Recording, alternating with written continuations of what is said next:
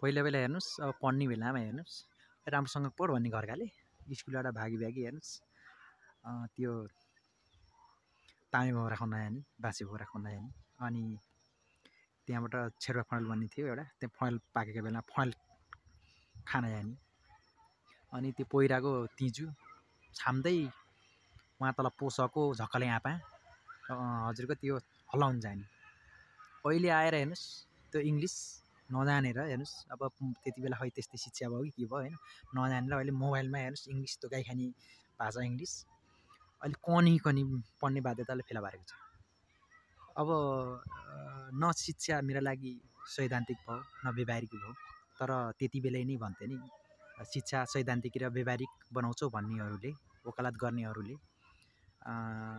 ती सैद्धान्तिक शिक्षालाई वकालत गर्नेहरूले चाइनाको जस्तै उहाँको जस्तै सैद्धान्तिक व्यवहारिक बनाउँछ भन्नेहरूले अहिले खै कता गएको नि तिनीहरूले बुर्जा शिक्षा फालेर हामी त यो नयाँ शिक्षा ल्याउँछौँ, नीति ल्याउँछौँ, नयाँ सैद्धान्तिक ल्याउँछौँ, व्यवहारिक ल्याउँछौँ भन्नेहरू अहिले त्यही तिनै सपना देखाएर अहिले अबुझ